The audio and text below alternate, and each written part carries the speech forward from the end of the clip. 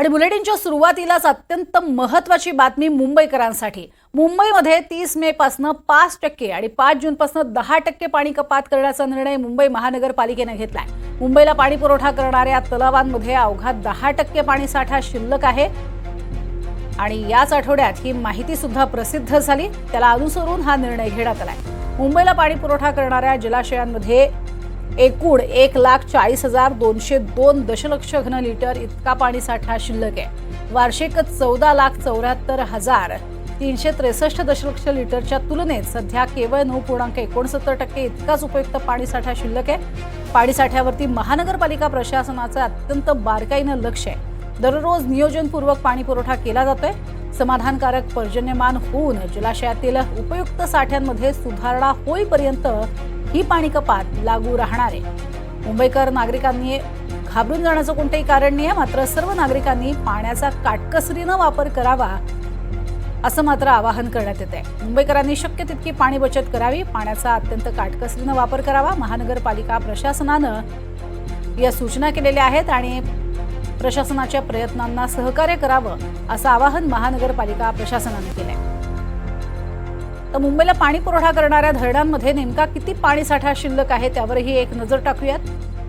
22 मे पर्यंतचा पाणीसाठा आपण बघतो आहोत। दशलक्ष घन लिटरमध्ये अप्पर वैतरणामध्ये पाणी आहे 3,930, म्हणजेच उरलेला टक्केवारीतला पाणीसाठा हा फार कमी आहे। तर 23,953 हा मोडक सागरमधला पाणीसाठा आहे। 18.58% इतकाच पाणीसाठा शिल्लक राहिलाय। तर तानसामध्ये 42,758 दशलक्ष घनलिटर म्हणजे 29.47% इतका पाणीसाठा शिल्लक आहे। भरघोस पाऊस पडेपर्यंत हा पाणीसाठा जो आहे तो वापरायचा आहे। मध्य वैतरणात 21,487 म्हणजे 11.10% इतका पाणीसाठा शिल्लक आहे। तर भातसा धरणामध्ये 53,106 म्हणजे 7.41% इतकाच पाणीसाठा शिल्लक आहे। तर विहारमध्ये 6,732 म्हणजे 24.30% इतका पाणीसाठा उरलेला आहे। तर तुळशी धरणामध्ये 2,505 म्हणजे 31.13% इतका हा पाणीसाठा शिल्लक आहे। मुंबईच्या आसपासचे ही धरणं आणि काही जलाशय आहेत जे मुंबईला पाणी पुरवठा करत असतात।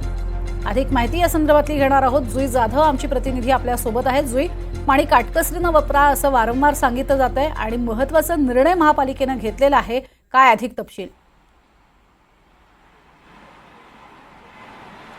प्रज्ञा, अगदीच बरोबर। पाणी जपून वापरा हे निर्देश आता मुंबई महानगरपालिकेने जाहीर केलेले आहेत। मुंबईकरांना पाणी जपून वापरण्याचे आदेश देण्यात आले आहेत, कारण का 30 तारखेपासून 5% पाणी कपात करण्यात येणार आहे, तर मग 5 जूनपासून 10% पाणी कपात करण्यात येणार आहे। आणि हे आदेश आत्ताच महानगरपालिकेने जाहीर केलेले आहे। काल मुख्यमंत्री एकनाथ शिंदे यांनी बैठक घेतली। सर्व जे आयुक्त होते त्यांच्यासोबत, दोन्ही पालकमंत्र्यांसोबत आढावा घेतला गेला त्यांच्याकडून आणि त्यानंतर हा निर्णय देण्यात आला आहे। त्या व्यतिरिक्त जर आपण पाहिलं तर मग जी धरणं मुंबईला पाणी पुरवतात त्या धरणांमध्ये केवळ 10% पाणी शिल्लक आहे आणि पावसाळ्यासाठी अवघे 2 ते 3 आठवडे अद्यापही बाकी आहेत। त्यामुळे या 2 ते 3 आठवड्यांसाठी हे जे 10% पाणी आहे ते 10% पाणी पुरवून वापरायचं आहे आणि त्यामुळेच हा निर्णय महानगरपालिकेने घेतलेला आहे। विशेष म्हणजे त्यांनी त्याच्यामध्ये भर टाकलेली आहे की पाणी जपून वापरा। जपून कसं वापरायचं याचे देखील निर्देश त्यांनी दिले आहेत। म्हणजे गृहिणींसाठी की तुम्ही जर काम करत असाल तर नळ सतत चालू ठेवू नका। हॉटेलदार जे आहेत त्यांना देखील निर्देश दिले की तुम्ही जर कस्टमरने जो तुमचा ग्राहक आहे त्याने जर मागितलं तरच त्याच्या ग्लासमध्ये पाणी होतात। जर तुम्ही गाडी धुत असाल तर गाडी धुताना पाईपचा वापर न करता भांड्याने पाणी घ्या आणि त्याचा वापर करा। अंघोळ करताना शॉवरचा वापर करू नका। त्या व्यतिरिक्त जर तुम्हाला पाणी प्यायचं असेल तर पेल्यातून पाणी घ्या। जितकं आवश्यक पाणी असेल तितकंच पाणी प्या, असे निर्देश महानगरपालिकेने दिलेले आहेत। त्यामुळे पाणी टंचाईची वेळ आता मुंबईकरांवर आलेली आहे। दुष्काळ परिस्थिती निर्माण होणे, पाणी जे 10% शिल्लक आहे ते देखील संपू नये यासाठी मुंबईकरांनी काळजी घेतली पाहिजे आणि म्हणून मुंबई महानगरपालिकेने हा निर्णय घेतलेला आहे। आणि आता पाणी कपात 30 तारखेपासून 5% तर 5 जूनपासून 10% इतकं केलं जाणार आहे। प्रज्ञा, बरं जुई, या सगळ्या निर्णयांमध्ये महानगरपालिकेनं बांधकाम व्यावसायिकांसाठी काही निर्णय घेतलेला आहे का? कारण बांधकामासाठी सगळ्यात जास्त पाण्याचा वापर होत असतो। प्रज्ञा, खरं तर जी महानगरपालिकेने माहिती दिलेली आहे त्या माहितीमध्ये बांधकाम व्यवस्थांसाठी कुठलेही निर्देश दिलेले नाही आहेत. मात्र वारंवार सांगितलं जाते ज्या प्रकारे आता पाणी टंचाईचा प्रश्न उपस्थित झाला आहे मुंबईकरांसमोर, त्याच अनुषंगाने बांधकामांना देखील बांधकामगार जे आहेत त्यांना देखील निर्देश देण्यात येणार आहेत की कारण का बांधकामासाठी सर्वाधिक पाणी वापरलं जातं, पाण्याशिवाय काम होत नाही.